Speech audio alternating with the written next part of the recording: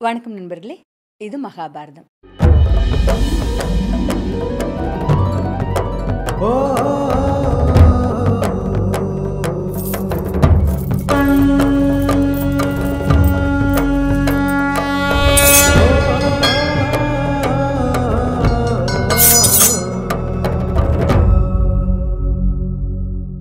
கிருஷ்ணரோட உதவியால இதுலேருந்து தப்பிச்சிருவாங்க. இதுக்கு அடுத்து பழம் பொருந்து சருக்கம் அப்படின்னு வில்லி பாரதத்துல மட்டுமே ஒண்ணு இருக்கும். அது என்னன்னா, அ அர்ஜுனன் எல்லாரும் மொத்தமா நடந்து போயிட்டுருக்கும்போது, ஒரு நெல்லி மரத்துல பழம் ஒண்ணு இருக்கும். அத பார்த்த உடனே திரௌபதிக்கு ஆசை வந்துரும். எனக்கு அந்த பழம் வேணும் அப்படின்னுவா.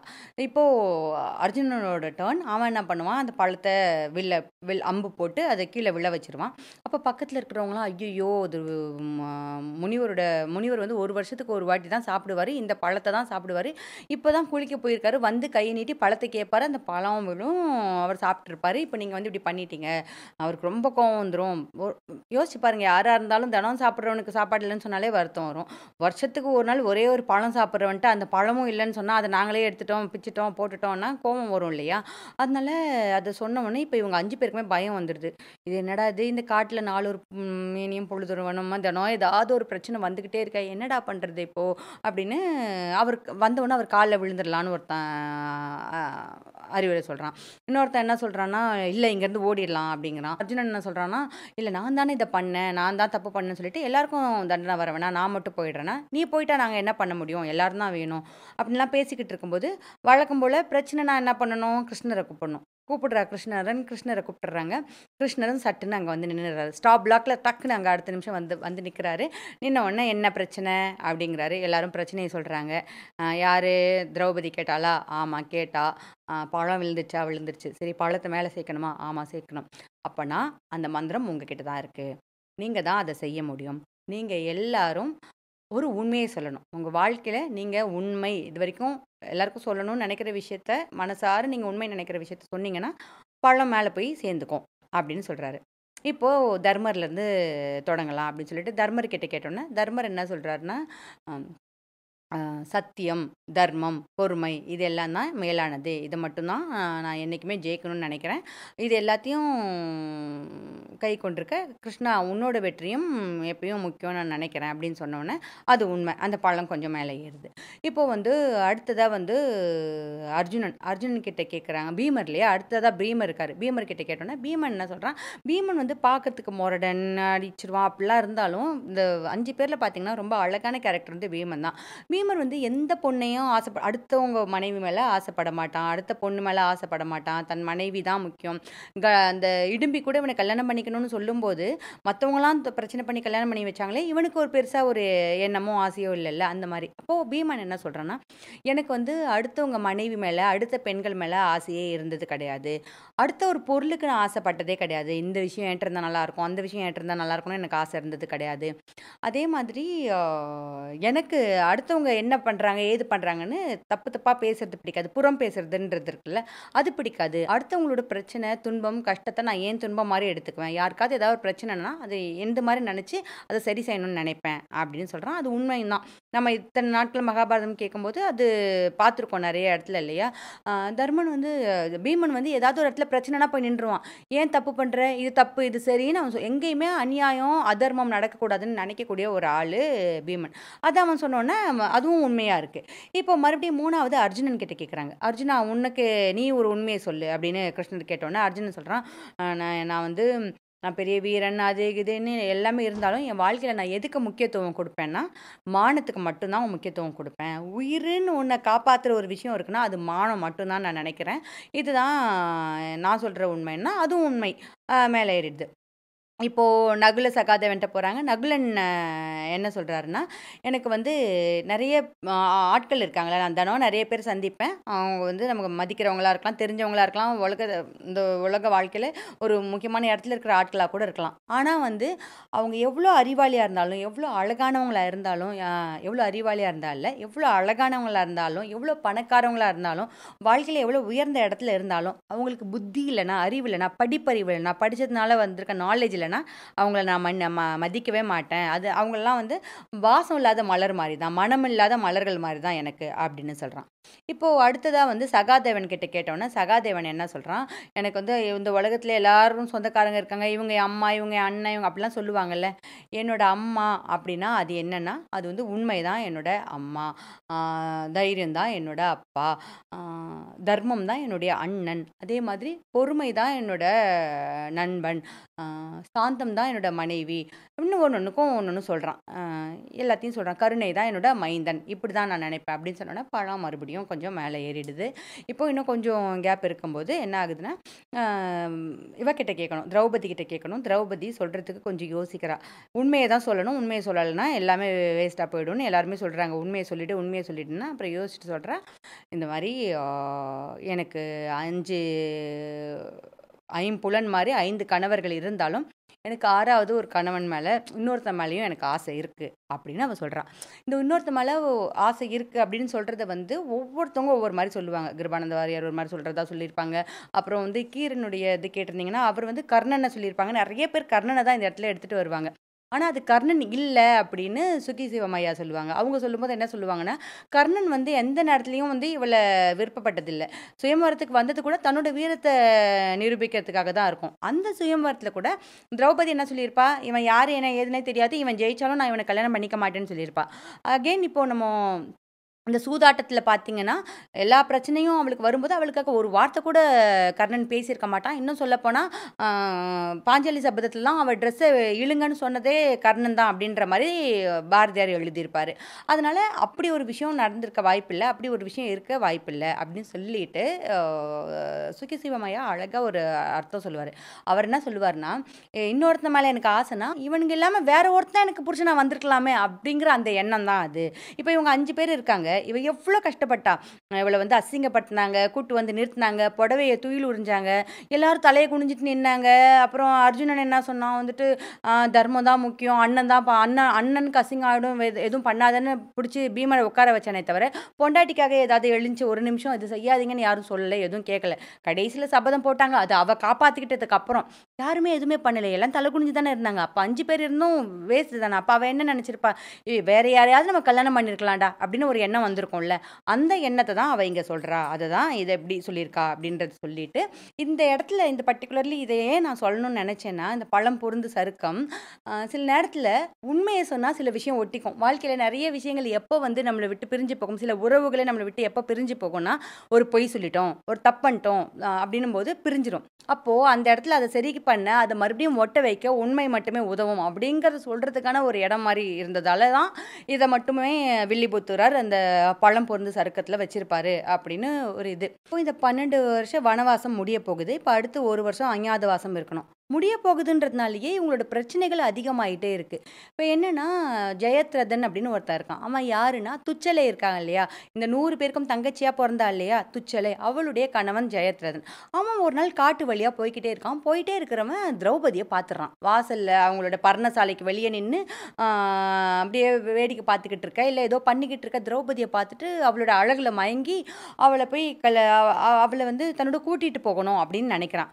போய் பேசுறான் அவகிட்ட. "ஏன் இங்க கஷ்டப்பட்டுட்டு இருக்க? இந்த 5 பேரும் பாரு உன்ன காட்டுல வச்சுட்டு உன்ன இப்படி பண்ணிட்டு இருக்கானுங்க.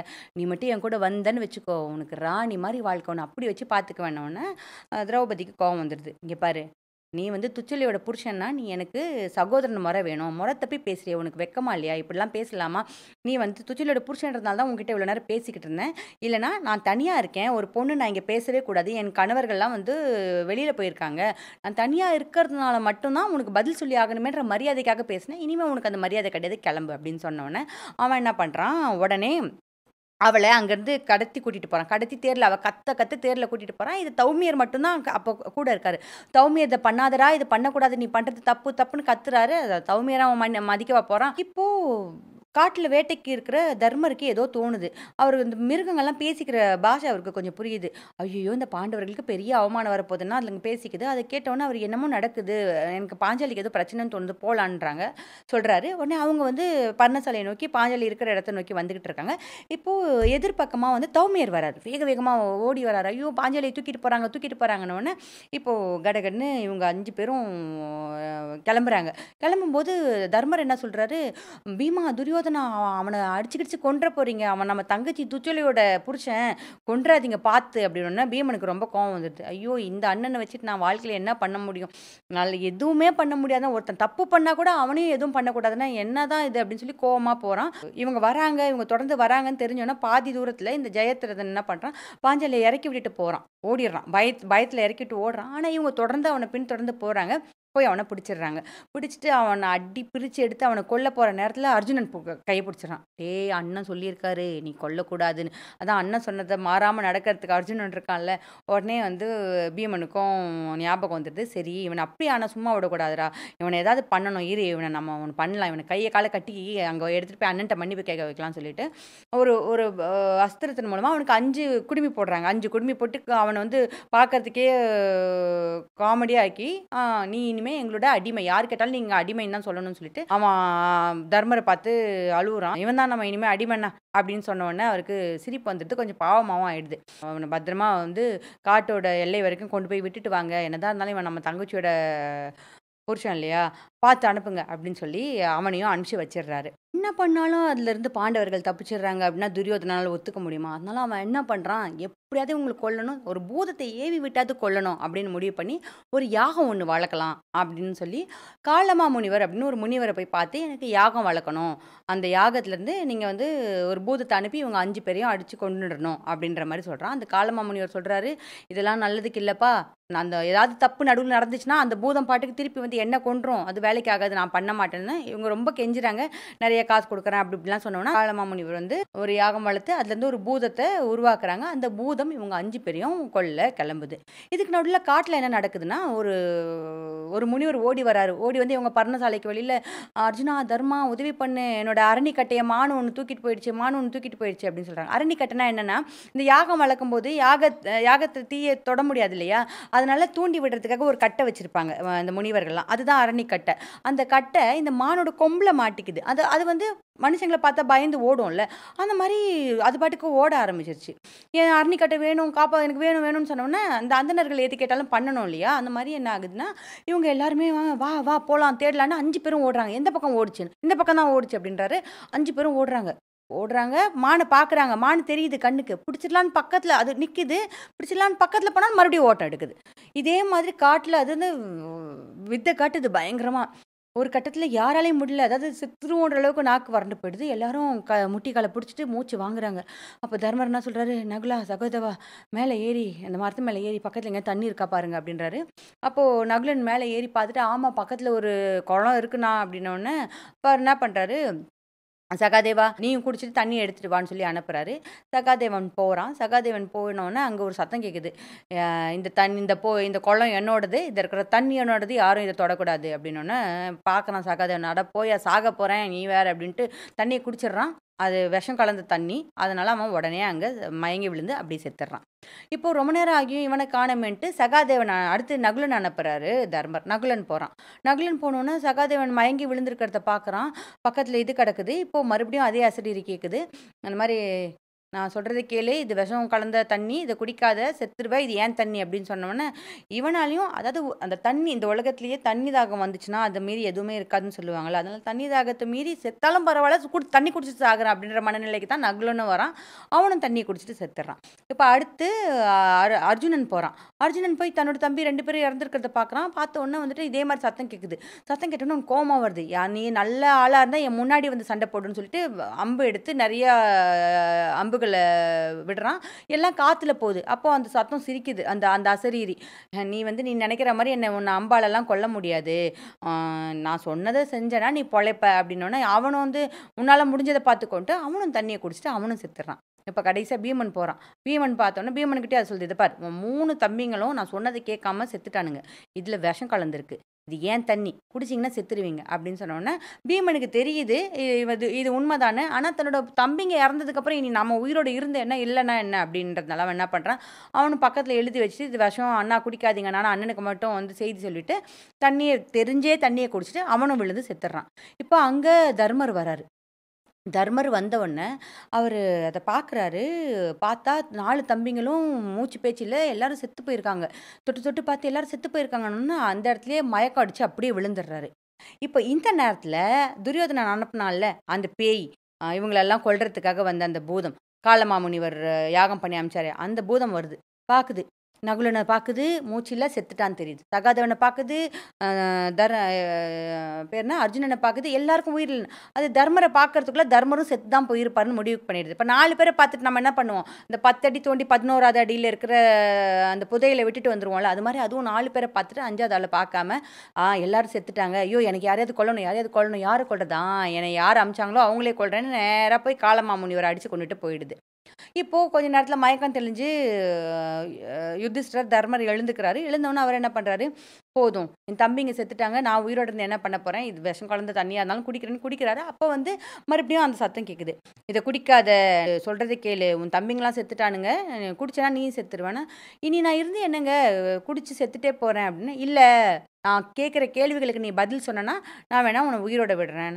சரி, அப்படி என்னதான் கேள்வி கேட்க போற, கேள்வி கேளுனோன்னு அந்த அசரீரி சில கேள்விகள் கேட்குது. அவன் ஒரு கேள்வியாக கேட்க அதுக்கு தர்மர் சொல்கிற பதில் தான் இது எல்லாமே.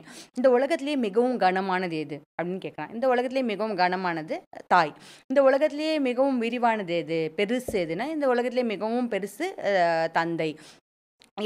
எது வந்து கண்ணை திறந்துக்கிட்டே தூங்கும், இந்த உலகத்தில் எந்த உயிராது கண்ணை திறந்துக்கிட்டே தூங்குமா, எல்லாம் கண்ணை மூடிக்கிட்டே தான் தூங்கும், கண்ணை திறந்துக்கிட்டே தூங்கும் அப்படின்னா மீன் கண்ணை திறந்துக்கிட்டே தூங்கும். பிறந்தும் அசையாமல் இருக்கிறது எது அப்படின்னா பிறந்தும் அசையாமல் இருக்கிறது முட்டை அப்படின்னு ஒன்னொன்றுக்கும் அவர் ஒரு ஒரு பதில் சொல்லிக்கிட்டே இருக்காரு. இந்த கேள்விகள் அப்படியே போய்கிட்டே இருக்கு. வேகமாக போக போக பெருசாகக்கூடியது எதுனா ஆறு அப்படின்னு பதில் சொல்கிறாரு. இந்த மாதிரி ஒன்னொன்றுக்கும் அவர் சரியான பதில் சொல்லிக்கிட்டே வர்றாரு. அதில் சில கேள்விகள் எப்படி வருதுன்னா, யாரை எல்லாருக்கும் பிடிக்கும், எந்த மனுஷனை எல்லாருக்கும் பிடிக்கும் அப்படின்னா எவனுக்கு வந்து ஈகோவே இல்லையோ, எவனுக்கு கர்வமே இல்லையோ அவனை எல்லாருக்குமே ரொம்ப பிடிக்கும்.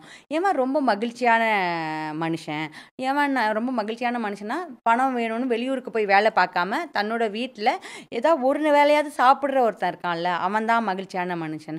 சரி, இந்த தேசாந்திரம் போகிறாங்களே, வெளியூருக்கு போகிறாங்க, இல்லை வெளியில் போகிறாங்க, அந்த மாதிரியான ஆட்களுக்கு எது நண்பன், அவங்களுக்கு எது நண்பன்னா அவனுடைய திறமை தான் நண்பன். அவனுக்கு என்ன எவ்வளோ விஷயம் கற்று வச்சிருக்கானோ அவ்வளோக்கா அவன் பொழைச்சிக்குவான். ஸோ அவனோட திறமை தான். இப்போ வீட்டில் இருக்கிறவனுக்கு எது நண்பன், வீட்டில் இருக்கிறவனுக்கு மனைவி தான் நண்பன், மனைவி தான் சிறந்த நண்பனாக இருக்க முடியும். இந்த மாதிரி நிறைய அழகழகான கேள்விகள் அது கேட்குது. இது எல்லா கேள்விக்கும் யுதிஷ்டர் ரொம்ப அழகாக பதில் சொல்கிறாரு. பதில் சொல்லி முடித்த உடனே யக்ஷனுக்கு ரொம்ப சந்தோஷமாயிடுது. நீ ரொம்ப அழகாக நான் கேட்ட கேள்விகள்லாம் பதில் சொல்லிட்ட, நீ இவ்வளோ அழகாக பேசியிருக்க, அதனால வந்து நீ உயிரோடு இருக்கலாம். கூடுதலாக நீ இவ்வளோ நல்லா பேசியிருந்தால இந்த 4 பேரில் ஒரே ஒரு தம்பியை நீ வந்து உயிரோட எழுப்பிக்கலாம், நான் அவங்களுக்கு உயிர் வர வைக்கிறேன், உனக்கு எந்த தம்பி உயிரோட வேணும் சொல்லு அப்படின்னு. இவர் வந்து எனக்கு நகுலன் தான் வேணும்னு கொஞ்சம் கூட யோசிக்காமல் சொல்கிறாரு தர்மர். இப்போ அந்த யக்ஷனுக்கு ஆச்சரியமாயிடுது. நீ என்ன லூசா, பீமன் இருக்கான், அர்ஜுனன் இருக்கான், அவன் 2 பேர் இருந்தால் உனக்கு ஏதாவது ஒரு வகையில் உதவியாக இருக்கும், இல்லை சகாதேவன் கூட ஞானி, அவன் பெரிய அறிவாளி, நகுலனை ஏன் கேட்ட வித்தியாசமாக இருக்கே, என்ன காரணம், எனக்கு அது காரணத்தை சொல்லணும்னு. எங்கள் அப்பாவுக்கு 2 மனைவிகள், குந்தி மாத்ரி. குந்தியோட மகனா நான் ஒருத்தன் இருக்கேன், மாத்திரிக்குன்னு ஒரு குழந்தையுமே இல்லை, மாத்திரியோட முதல் மகன் நகுலன், அவன் உயிரோடு இருக்கிறது தான் நல்லாயிருக்கும், நாங்கள் 2 பேர் தான் உயிரோடு இருக்கோம்னா இப்போ நானும் அவனும் உயிரோடு இருந்தால் தான் சரியாக இருக்கும் அப்படின்னு அவர் சொன்னவொன்னே அந்த ஆக்ஷனுக்கு ரொம்ப சந்தோஷமாயிடுது. உன்ன மாதிரி ஒரு தர்மமான ஒரு நியாயவாதியை நான் பார்த்ததே இல்லை, உன் எல்லா தம்பிங்களையும் நீ உயிரோட கொண்டு வந்துடலாம் அப்படின்னு சொல்லி வரம் கொடுக்குது. இப்போ எல்லா தம்பியும் உயிரோடு எந்திரிக்கிறாங்க. எந்திரிச்சிட்டு எல்லாருமே அந்த யக்ஷன்கிட்ட, அந்த அசரீர்கிட்ட சாரி சொல்கிறாங்க, எங்களை மன்னிச்சிரு, நாங்கள் உன் பேச்சை கேட்கலன்னு சொன்னோன்னே இப்போ தர்மர் சொல்கிறாரு, நீ சாதாரண மனுஷனாக இருக்க முடியாது, சாதாரண யக்ஷனாக இருக்க முடியாது, நீ யாரோ ஒரு சிறந்த ஒரு ஆள் தான், நீ யாருன்னு நான் தெரிஞ்சுக்கலாமான்னு. அப்போ அவர் சொல்கிறாரு, நான் யாரும் இல்லை, நான் அவனோட அப்பா தர்மன் தான். என்னன்னா துரியோதனன் இந்த மாதிரி ஒரு பூதத்தை ஏவி உங்கள் எல்லாரையும் கொல்றதுக்கு இருந்தான், நான் தான் மானா மாதிரி அந்த அரணிக்கட்டையை தூக்கிட்டு வந்து உங்கள் எல்லாரையும் காப்பாற்றிருக்கேன், இனி உங்களுக்கு ஒன்றும் பிரச்சனை இல்லை, நீங்களாம் வந்து அடுத்த 1 வருஷம் அந்த அஞ்ஞாத வாசத்தை சிறப்பாக வாழ்ந்து அடுத்து வரப்போகிற போரில் கண்டிப்பாக வெற்றி அடைய வாழ்த்துக்கள் அப்படின்னு சொல்லி முடியுது. அதோட இந்த பருவமும் முடிஞ்சுது. இப்போ நம்ம அடுத்த பருவமான விராட பருவத்துக்கு போனோம்.